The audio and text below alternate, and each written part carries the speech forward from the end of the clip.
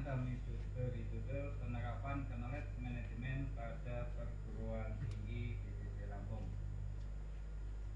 Pada penelitian ini terdiri dari 5 bab, yaitu bab pertama yang berisikan pendahuluan, di dalamnya ada latar belakang, perumusan masalah, tujuan penelitian, serta manfaat penelitian.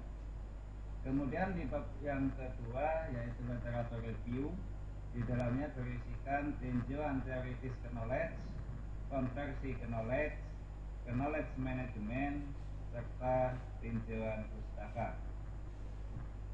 Di bab yang ketiga, metodologi penelitian, berisikan metodologi penelitian yang akan dipakai nantinya. Kemudian ada metode analisis data.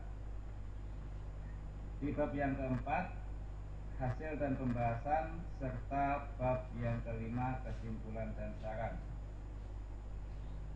Baiklah, untuk yang pertama kali akan disampaikan oleh Bapak Siddiq Rahmatullah. Kepada beliau dipersilahkan.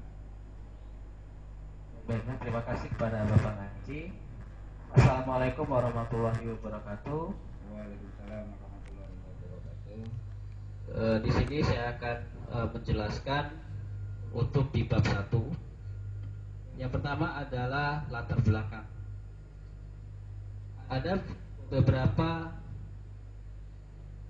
permasalahan ya di latar belakang ini.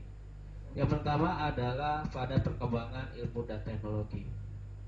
Perkembangan ilmu dan teknologi ini perkembangannya sangat cepat karena sudah memasuki pada era globalisasi. Sehingga dengan perkembangan globalisasi ini perguruan tinggi harus dapat atau mampu bersaing dengan kompetitornya. Ya, sehingga di situ dibutuhkan tingkat pengetahuan yang sangat luas pada setiap personil atau karyawan yang ada di perguruan tinggi yang memiliki kompetensi sehingga dapat bertahan. Nah, yang kedua adalah adanya paradigma, ya, perubahan paradigma, karena kondisi kompetensi yang makin ketat, ya, yang menyebabkan perlu adanya perubahan paradigma yang dari resource based kompetitif, yang di situ akan berubah mengandalkan dengan knowledge based kompetitif. Kedua konsep ini ya pastinya bertolak belakang, di mana konsep pertama ini bertumpu pada keunggulan sumber daya alam, kemudian di lokasinya, kemudian di kondisi geografisnya. Jadi berhubungan dengan fisik. Kemudian konsep yang kedua adalah ditekankan pada ilmu pengetahuan dan teknologi, ya, serta pengembangan pada sumber daya manusia yang ada di perguruan tinggi tersebut, sehingga di situ dapat memudahkan pengembangan ya sumber daya manusia ya, pada perguruan tinggi. Maka diperlukan kemampuan untuk mengelola dan mengembangkan knowledge yang dimiliki. Kemudian pengelolaan knowledge management pada perguruan tinggi sangat diperlukan sekali, karena untuk menjaga keberlangsungan rutinitas dan keberhasilan dari perguruan tinggi tersebut. Maka di sini knowledge management ya perlu dikelola oleh perguruan tinggi yang nantinya akan menerapkan sehingga dapat bersaing.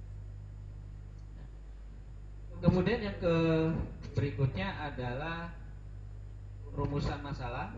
Jadi dari latar belakang itu dapat dirumuskan masalah apakah penerapan knowledge management berbasis web itu dapat dijalankan pada perguruan tinggi di sisi. Kemudian tujuan penelitian ini adalah untuk mengidentifikasi adanya knowledge pada perguruan tinggi manajemen pada agar dapat membentuk sistem itu knowledge manajemen perguruan tinggi dalam peranannya untuk meningkatkan kapasitasnya, jadi supaya bisa bersaing. Kemudian adapun kegunaan dari penelitian ini ya atau manfaatnya adalah untuk membangun suatu sistem knowledge management berbasis web yang nantinya sistem ini diharapkan pastinya untuk membantu dalam meningkatkan kinerja dan kapasitas serta kompetensi perguruan tinggi. Nah, ini penjelasan untuk di bab 1 pendahuluan. Nah, untuk berikutnya saya kembalikan lagi kepada Pak Ngaji untuk melanjutkan ke bab 2. Pada Bapak Ngaji dipersilakan. Oke, baiklah, terima kasih kepada Bapak Sidik. Bab yang kedua yaitu membahas landasan teori.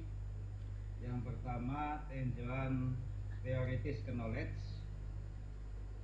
Menurut Thomas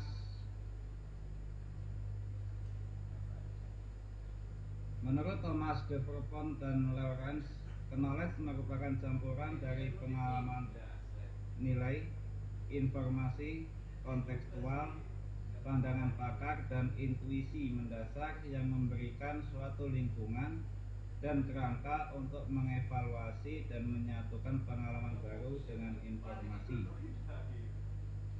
Di suatu perguruan tinggi, knowledge sering terkait tidak saja pada dokumen atau tempat penyimpanan barang berharga, tapi juga pada rutinitas, proses, praktek, dan norma perguruan tinggi. Yang kedua, konversi knowledge. Nano dan Takoji mengemukakan bahwa alasan fundamental mengapa perusahaan Jepang sukses karena keterampilan dan pengalaman mereka terdapat pada penciptaan hubungan sinergi antara tacit knowledge dan implicit knowledge. Yang berikutnya menentukan knowledge apa yang dibutuhkan oleh manajemen. Perguruan tinggi dapat menggunakan kerangka berpikir Jack sebagai alat bantu dalam usaha mengetahui knowledge apa yang harus dimiliki dan yang sudah dimiliki. Kegiatan pengkajian posisi saat ini dari knowledge perusahaan memerlukan suatu pendokumentasian aset knowledge yang ada.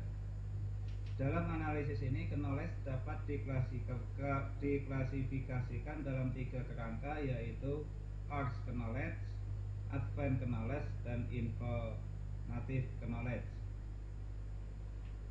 Sedangkan komponen teknologi untuk meningkatkan nilai tambah suatu organisasi adalah yang pertama fasilitas fisik, kemudian kemampuan manusia, faktor dokumentasi, serta kerangka kerja organisasi. Yang berikutnya, knowledge management merupakan usaha untuk meningkatkan pengetahuan yang berguna dalam organisasi. Di antaranya, membiasakan budaya berkomunikasi antar personil, memberikan kesempatan untuk belajar, dan menggalakkan saling berbagi knowledge, di mana usaha ini akan menciptakan dan mempertahankan peningkatan nilai dari inti kompetensi bisnis dengan memanfaatkan teknologi informasi yang ada. Yang berikutnya, tinjauan pustaka.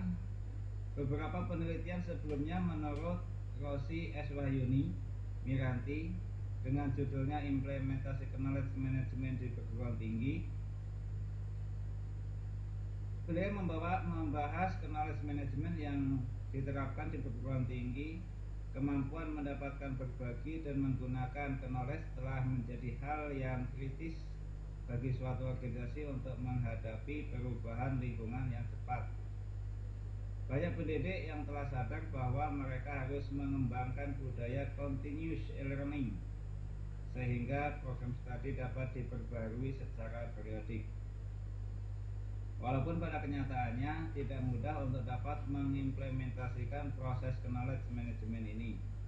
Dilakukan identifikasi beberapa tantangan dalam penerapan knowledge management dan multi-stakeholder network yang dapat dipergunakan untuk mengidentifikasi kendala knowledge perguruan tinggi sehingga dapat disesuaikan antara body of knowledge dengan skill yang dibutuhkan industri. Demikianlah tadi pembahasan untuk bab kedua.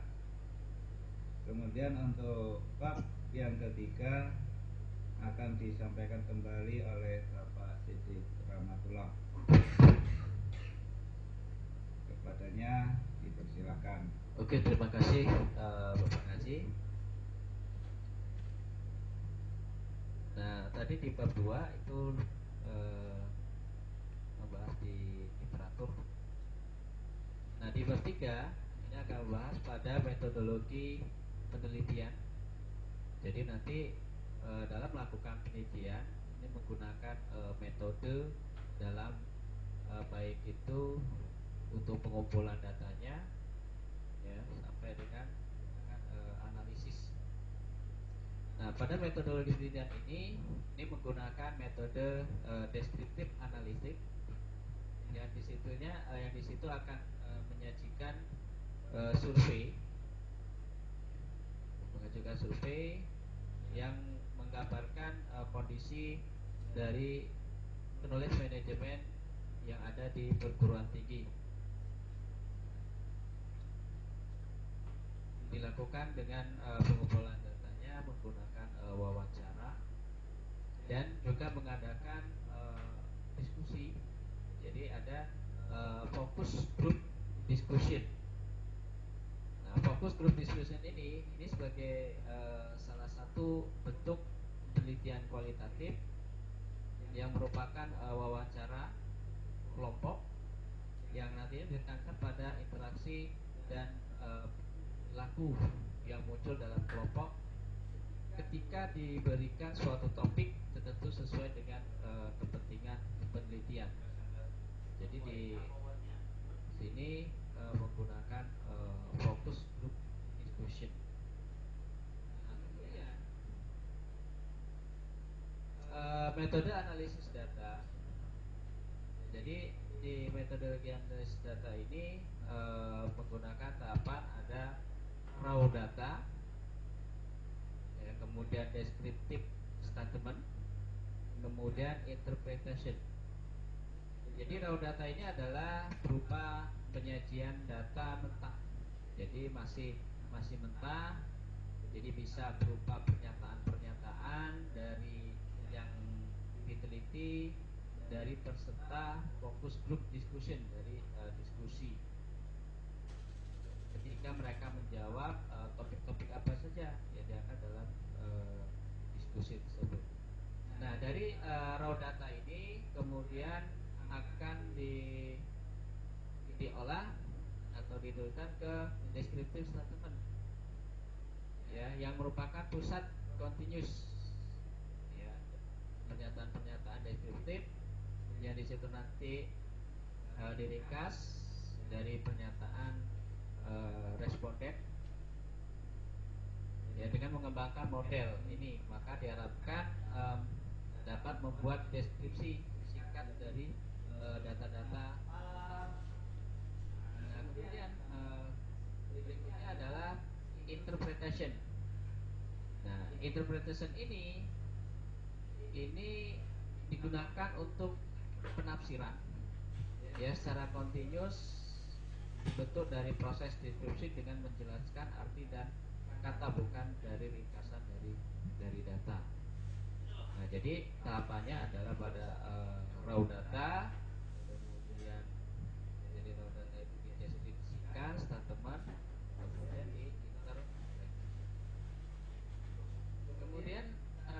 berikutnya ada analisis SWOT.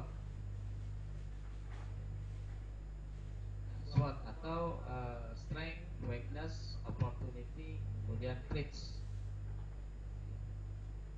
Jadi kekuatan, kemudian kelemahan, peluang, dan ancaman. Nah, pastinya setiap perguruan tinggi ya perlu dianalisa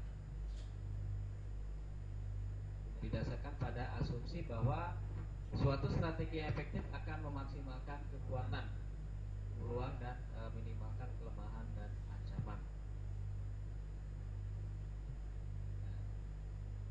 Kekuatan ini bisa terdiri dari sumber daya, keterampilan, kemudian keunggulan-keunggulan lain yang ada di perguruan tinggi. Ini yang akan jadi kekuatan, strength. Kemudian kelemahan, ya pastinya setiap organisasi atau perguruan tinggi pasti dia akan memiliki kelemahan, atau di situ bisa keterbatasan atau kekurangan dalam sumber daya, ya, keterampilan, keahlian, kemudian bisa juga kapasitas. Nah, peluang, ya, peluang ini situasi penting yang dapat menguntungkan dari lingkungan perguruan tinggi, ya, baik itu lokasinya yang strategis, ya, pangsa pasarnya. Nah, itu perlu diidentifikasi apa saja yang bisa menjadikan peluang. Sedangkan ancaman ini situasi yang penting, yang pastinya ya bisa menjadi ancaman, ya, yang tidak menguntungkan dalam lingkungan perusahaan, misalkan dari kompetitor, ya, atau misalkan dari perubahan teknologi. Jadi perguruan tinggi ya pastinya harus dapat mengidentifikasi ancaman-ancaman apa saja yang bisa terjadi. Nah, itu untuk di bab 3 untuk metodologi penelitian. Nah, berikutnya adalah di bab 4 tentang hasil dan pembahasan yang lagi akan dibawakan oleh Pak. Silakan Pak Ngajian. Baik, terima kasih kembali.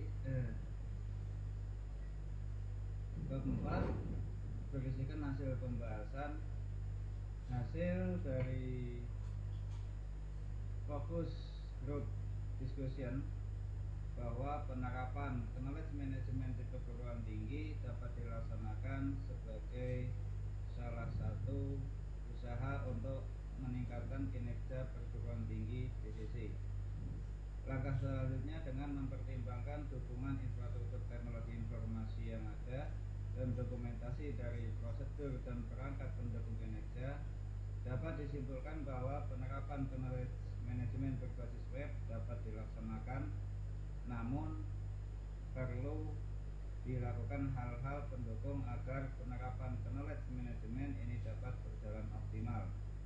Penerapan ini nantinya dapat mendukung jalannya perguruan tinggi dalam usahanya untuk tetap tangguh dan selalu tumbuh. Diharapkan dengan memanfaatkan knowledge management, usaha-usaha untuk mengantisipasi kelemahan yang ada dapat lebih optimal.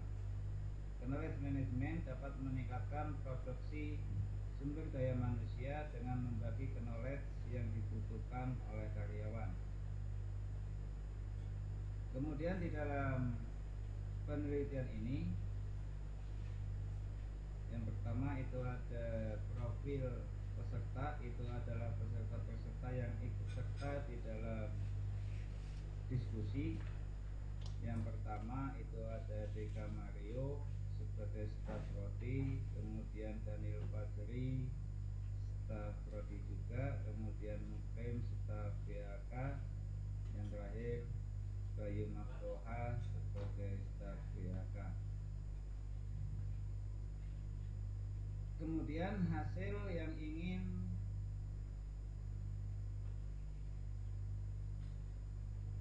didapatkan dari pelaksanaan fokus grup discussion pada penelitian ini adalah persepsi pegawai pada perguruan tinggi DCC mengenai satu, kesiapan perguruan tinggi DCC untuk menerapkan knowledge management berbasis web, keahlian yang dibutuhkan dan sudah dimiliki untuk melaksanakan kinerja, bagaimana budaya berdiskusi di perguruan tinggi.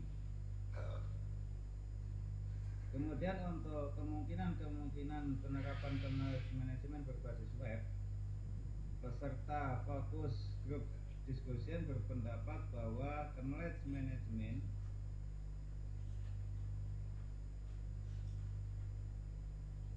berbasis web dapat diterapkan mengingat bahwa dalam keadaan kesehariannya kegiatan knowledge management sudah terlaksana walaupun dalam waktu terbatas. Selebihnya peserta memberikan pandangan tentang kemungkinan hambatan yang muncul dari berbagai pihak. Itu untuk hasil dan pembahasan yang kami dapatkan dari penelitian. Kemudian untuk bab berikutnya kesimpulan dan saran akan disampaikan kembali oleh Bapak Siddiq Ramatullah. Oke, terima kasih Talatkan untuk kesimpulan dan saran. Jadi setelah dilakukan hasil dan pembahasan, maka dapat disimpulkan bahwa knowledge management menggunakan berbasis web ini dapat diterapkan di perguruan tinggi DCC karena hal ini seperti terlihat dengan sudah adanya dukungan dari infrastruktur teknologi informasi yang ada. Ya, sudah ada situs website kampus. Kemudian di samping itu juga budaya sharing knowledge dari pegawai dapat ditingkatkan karena dengan adanya knowledge sharing ini ya pastinya akan dapat membantu ya penambahan pengetahuan dari pegawai perguruan tinggi DCC sehingga dapat ditingkatkan untuk lebih mensukseskan jalannya sistem knowledge management di perguruan tinggi DCC. Nah, itu untuk kesimpulan. Nah, sarannya karena pastinya ada beberapa kendala yang dihadapi dalam menumbuhkan kepercayaan pegawai atau staf akan manfaat dari knowledge sharing. Selanjutnya diberikan kesempatan untuk melaksanakan tugas dan mempresentasikan hasil dari tugas tersebut. Selain itu juga perlu dilakukan usaha-usaha untuk mengetahui kesulitan-kesulitan atau hambatan-hambatan yang nantinya akan dirasakan oleh pegawai tersebut dalam dengan knowledge management tersebut. Ini mungkin itu saja dari saya. Selanjutnya dikembalikan lagi kepada pengajian. Terima kasih kepada Bapak Siddiq Ramatullah. Demikianlah tadi presentasi yang dapat kami sampaikan. Semoga apa yang sudah kami presentasikan dapat bermanfaat untuk semuanya, terutama dunia pendidikan. Demikian sekian dari kami. Selamat malam dan assalamualaikum warahmatullahi wabarakatuh.